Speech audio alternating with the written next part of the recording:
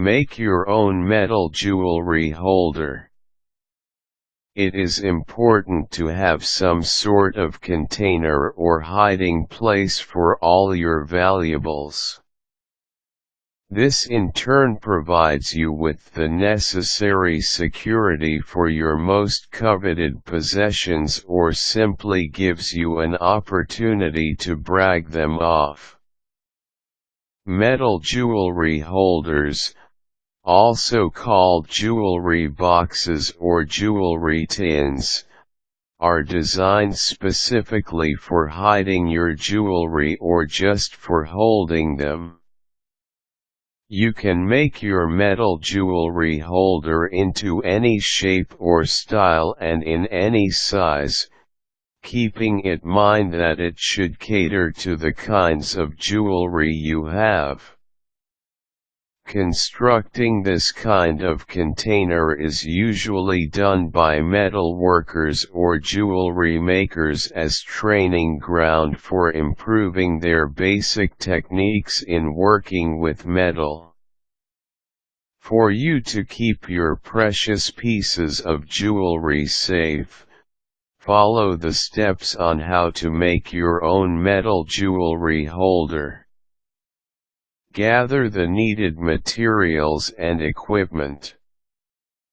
For your metal jewelry holder, you would need sheets of metal, a jeweler's saw and blades, a good working bench, sandpapers, blowtorch, pickle pot, tongs, fire bricks, anvil, mallet, paintbrush, small solder pieces and soldering clamps, safety goggles and polishing cloth.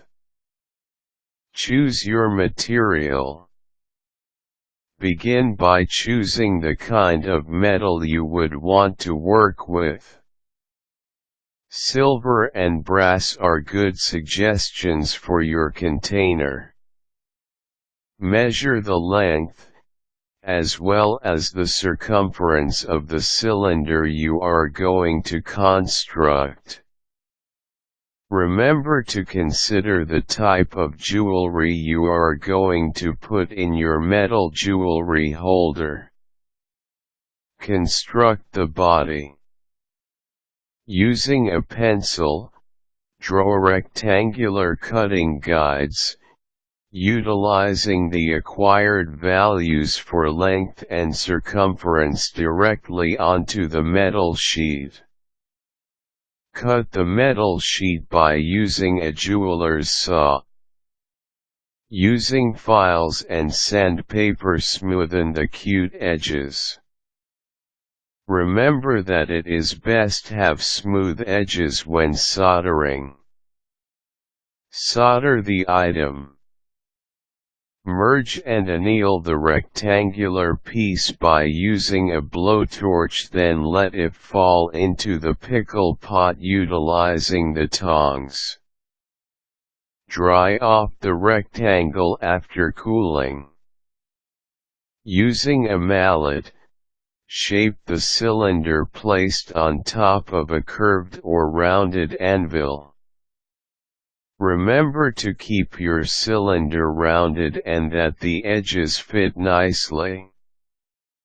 Solder the edges together, then paint a certain amount of flux at the ridge of the two edges. Place small solder pieces along the set joint. Remove the torch after the solder comes in contact with the seams.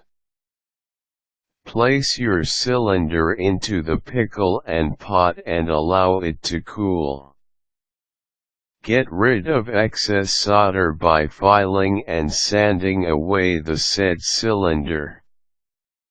Trace both the top and bottom of the cylinder. Use one of the circles as the bottom of the cylinder, and then solder it as you did before. Remove all unnecessary and excess metal so that you would have a very smooth container. Finish the lid. Obtain a 1/2 inch wide rectangular piece of metal that is almost having the circumference of the top of the cylinder. It should not be as big since you would fit it on top of your container later. Anneal and construct a circular shape out of the rectangular sheet of metal. Solder the seam. The circular sheet of metal should fit in comfortably but not too tightly, for this would be used for your inside lid. Make the other traced circle bigger, then cut it out. After estimating the proper positions of both lids, seal them together. Using files and sandpaper, remove excess solder and metal at your preference. Using a polishing cloth, polish your newly constructed metal jewelry holder. The next time you come looking for your jewelry, you would be assured that they're intact inside your very own metal jewelry holder.